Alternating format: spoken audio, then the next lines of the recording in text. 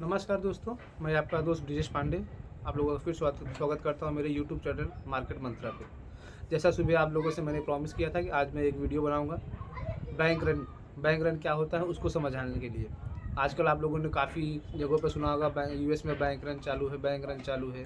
अब bank run चालू है तो हमारे जैसे आप जैसे आम निवेशक को ये चीज़ समझ में नहीं आएगी बैंक रन होता क्या है, ये बैंक रन क्या होती है। तो उसी को हम आज आप लोगों को सरल भाषा में समझाने की कोशिश करेंगे बैंक रन होता क्या है एक्चुअल, ताकि आप लोगों को भी समझ में आए कि बैंक रन लोग बोल रहे हैं तो इसका मतलब क्या हो रहा है। बैंक रन मतलब जैसे आज के समय में यूएस में आजकल क्या हो रहा है कि रोज़ एक ना एक छोटी बैंकें डिफ़ॉल्ट होती जा रही है या उनका पैसा ख़त्म होते जा रहा है। तो बैंक रन इसलिए उसी को मतलब जो एक-एक करके बैंकें डिफ़ॉल्ट हो रही हैं या उनका पैसा ख़त्म हो रहा है, उसी को बैंक रन बोलते हैं। अब वो बैंक रन होता क्यों है और क्यों कारण है, उसको आज समझने की कोशिश करें। जैसे यूएस में सिलिकॉन वैली बैंक है जो अमेरिका का 16वां 16th लार्जेस्ट बैंक था। हमारे यहाँ पे जैसे यस बैंक है, फिर आप कर्नाटका बैंक बोल सकते हैं, फेडरल बैंक बोल सकते हैं, इसी तरह से वो भी है। बट ये सिलिकॉन वैली बैंक जो था, सिलिकॉन वैली बैंक का मेन काम जो था वो स्टार्टअप्स, मतलब जो नई कंपनियां, नए लोग आ रहे हैं मार्केट में, नया अपना बिजनेस सेटअप कर रहे हैं, नया अपनी फैक्ट्रीज ला रहे हैं, नया कुछ कुछ शुरू कर रहे हैं, तो उनको लोन की ज़रूरत जो पड़ती थी, उनकी लोन की रिक्वायरमेंट वो सिलिकॉन वैली बैंक एसवीबी पूरा करता था। तब सिलिकॉन वैली बैंक में जब वो लोन देते थे, तो जैसे अभी क्या होता है कि जब हम बैंक में लोन लेने जाते हैं, तो हम जिस भी बैंक से लोन लेते हैं वो बैंक क्या बोलता है हमें कि ठीक है सर, हम आपको लोन देंगे, बट उस लोन के साथ में वो लोग हमारा सेविंग अकाउंट या करंट अकाउंट भी अपने बैंक में ओपन करवा लेते हैं। तो क्या होता है कि फिर हमारे जो पैसे रहता है ट्रांजेक्शन, उस बैंक के साथ में हमारा वो ट्रांजेक्शन भी होने लगता है। तो हमारे जो पैसे डिपॉजिट रहते हैं वो भी उस बैंक में रखे जाते हैं। अब सिलिकॉन वैली बैंक के साथ में क्या हुआ, सिलिकॉन वैली बैंक को फेलियर होने में एक करीब लास्ट वीक में वहाँ की अमेरिका की एक बड़ी बैंक है जेपी मॉर्गन, शायद आप लोगों ने सुना, जेपी मॉर्गन जो यूएस की one of the largest bank है, उसने अपने इन्वेस्टर को एक नोट इशू कर दिया। उसने अपने इन्वेस्टर को क्या नोट इशू कर दिया कि अगर आप लोगों का पैसा सिलिकॉन वैली बैंक में है तो एक बार ध्यान रखिए, वहाँ पे पैसा आप देख लीजिए आप लोगों का। अब जेपी मॉर्गन का बस इतना कहना था, तो क्या हुआ, उनके जो इन्वेस्टर थे वहाँ से उन्होंने तुरंत पैसा निकालना चालू कर दिया। जो भी उनके डिपॉजिट्स थे पड़े वहाँ पे थे, सब लोगों ने अपना पैसा निकालना चालू कर दिया। अब बैंक चलती कैसे, बैंक चलती हमारे पैसे आपके पैसे। बैंक क्या करती, हमारे हमसे और आपसे पैसा जो लेती है, हम जो बैंक में और आपके लोग डिपॉजिट रखते हैं, वही बैंक पैसा उठा के सामने लोन देती है। अब लोन कब देती है, लोन बैंक देती है 5 साल 10 साल 15 साल। अगर आप किसी के पास होम लोन लेने जाओगे तो होम लोन 15 साल 20 साल के लिए मिलेगा आपको। आप पर्सनल लोन लेने जा रहे हो तो भी 5 साल 6 साल कम से कम। कार लोन ले रहे हो तो भी 4 साल 5 साल। तो इस तरह से जब वो लोन देते तो उन्होंने जो जिसको पैसा दिया वो पैसा उनको कभी आएगा, 10 साल 5 साल 15 साल इस पीरियड में आएगा। लेकिन मेरा जो डिपॉजिट बैंक में पड़ा है, मैं तो उसको कब जब चाहूँगा तब ले सकता हूँ। अगर आज मैंने मेरा बैंक में वहाँ पे 5 लाख 10 लाख रुपया डिपॉजिट रखा है मेरे सेविंग अकाउंट में, करंट अकाउंट में, तो मेरे को आज अगर ज़रूरत है तो मैं आज जाकर उसको विड्रॉ कर सकता हूँ। तो सिलिकॉन वैली बैंक में यही हुआ। जैसे ही जेपी मॉर्गन ने अपने इन्वेस्टर को नोट इशू किया, पूरे इन्वेस्टर उनके बैंक में टूट पड़े अपना पैसा निकालने के लिए। अब पैसा निकालने के लिए जब टूट पड़े लोग, तो सिलिकॉन वैली के बैंक के पास इतना पैसा ही नहीं था कि जितना वो दे सके, क्योंकि उसने क्या किया था भाई, जहाँ से जो पैसा आया था उसने सामने वही पैसा लेंड कर दिया था, दूसरों को लोन पे बांट दिया था। अब कोई भी बैंक पैसा अपने पास रखे आपको तो इंटरेस्ट नहीं देगी ना। अगर आप समझो आपने कुछ डिपॉजिट रखा है बैंक के पास और बैंक वो पूरा पैसा अपने पास रखे हो तो आपको इंटरेस्ट भी दे, तो बैंक को उसमें नुकसान हो जाएगा। और ये मोस्टली ये इसमें कोई ऐसा मतलब गलत काम नहीं है, हर बैंक यही काम करती है।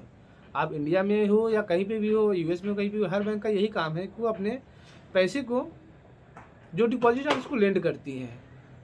अब ये जो लोग वहाँ पे जेपी मॉर्गन के कहने पे उसके जो इन्वेस्टर सिलिकॉन वैली बैंक में जाके सब डिपॉजिट विड्रॉ करने लगे, तो जो एक साथ में सब लोग पहुँचे वहाँ पे, एक साथ में मतलब ऐसा नहीं कि भाई लाइन लगा के सब सुबह पहुँच गए लाइन लगा के भाई मेरे को पैसा दो, ऐसा मतलब जब सडनली एक साथ में बहुत ज़्यादा विड्रॉल आया गया तो उसकी वजह से बैंक, तो इसी को कहते हैं बैंक रन। अगर एक साथ में किसी बैंक में बहुत ज़्यादा विड्रॉल होने लगे तो उसी को बोलते हैं बैंक रन। अब इस सिलिकॉन वैली बैंक के डर से क्या हुआ है कि यूएस में जितने छोटे बैंक हैं वहाँ पे करीब 5,500 करीब छोटे मोटे बैंक है। जैसे यहाँ पे अपने कोऑपरेटिव बैंक है, शेड्यूल्ड बैंक है, नेशनलाइज्ड बैंक है। तो उस तरह से जो वहाँ पे करीब 5,500 छोटे बैंक हैं, वो सब छोटे बैंकों में जितने भी डिपॉजिटर सब अपना पैसा निकालने के लिए कूद पड़े हैं। अब हर कोई अपना पैसा वहाँ से निकालना चाह रहा है। तो जो सब लोग हर बैंकों में जाके अपना पैसा निकाल रहे हैं, ये काफ़ी खतरनाक सिचुएशन पैदा कर रही है। क्योंकि अगर सब एक ना आदमी पैसा निकालना चालू किए तो किसी भी बैंक के पास इतना पैसा नहीं होगा कि वो हर किसी का डिपॉजिट वापस कर पाए, वो कितनी भी बड़ी बैंक है। अगर आज के टाइम पे मैं बोलता हूँ जेपी मॉर्गन ने जिसने ये सिचुएशन क्रिएट किया, अगर जेपी मॉर्गन के पास भी उसके डिपॉजिटर पहुँच जाएँ कि भाई मेरे डिपॉजिट वापस दो, एक साथ में जितने डिपॉजिटर हैं सब पहुँच जाएँ, तो जेपी मॉर्गन भी आज के दिन पे नहीं दे पाएगा। क्योंकि किसी भी बैंक के पास उतना पैसा रहता है नहीं, वो सब अपने उनके पास जो भी पैसे रहते हैं वो सामने लेंड करते हैं। अब वो जब वो लोन देते हैं 10 साल 15 साल 20 साल के लिए देते हैं, और डिपॉजिट जो रहता है वो डिपॉजिट जो रहता है वो शॉर्ट टर्म के लिए रहता है। एक चीज़ तो ये। दूसरा चीज़ ये है कि जो अमेरिका में इंटरेस्ट रेट बढ़ रहा है, उसके पीछे भी एक कारण है। अमेरिका में जो लोन्स बांटे जाते हैं, हमारे यहाँ पे इंडिया में कैसे होता है कि हमें जो लोन्स लेते हैं वो फ्लोटिंग इंटरेस्ट रेट पे होता है। अगर हमारे होम लोन जो 10 साल 15 साल 20 साल के होते हैं वो फ्लोटिंग पे होते हैं, बट अमेरिका में ऐसा नहीं होता। अमेरिका में फिक्स रेट्स पे होता है। अब वहाँ पे प्रॉब्लम क्या होगी कि उन्होंने वहाँ के बैंकों ने बांट दिए लोन सस्ते में। जब अमेरिका में 0 इंटरेस्ट रेट था तो ऑलमोस्ट 1%, 1.5%, 2.25% के आसपास में इस इंटरेस्ट रेट पर उन्होंने लोन बांट दिए हैं। अब हम फेडरल बैंक के इंटरेस्ट रेट बढ़ाने के हिसाब से वही जो है आज 5-5.5% पहुँच गया है इंटरेस्ट रेट। तो जिन्होंने कम रेट पे लेके रखा है वो तो आ नहीं रहे अपना बढ़ाने के लिए, लेकिन जिन्होंने वहाँ पे कम रेट पे डिपॉजिट किया था या कुछ भी किया था, अब वो अपना पैसा वहाँ से निकाल के दूसरे जैसे बॉन्ड में या जहाँ पे भी उनको ज़्यादा पैसा मिल रहा है वहाँ पे इन्वेस्ट कर रहे हैं। तो ये भी एक बड़ा कारण है जिसकी वजह से ये बैंक रन जो बोल रहे हैं लोग, ये बैंक रन के पीछे एक ये भी बहुत बड़ा कारण है कि आप अगर बैंक में पैसा रख रहे हो तो आपने पहले पैसा रखा हुआ है 1%, 1.5% पे। आज के टाइम पे अगर आप अमेरिका के 10 ईयर बॉन्ड जो है उसमें भी इन्वेस्ट करते हो तो भी आपको 4% करीब मिल रहा है। 2 ईयर में आपको करीब 5% के पास मिल रहा है रिटर्न।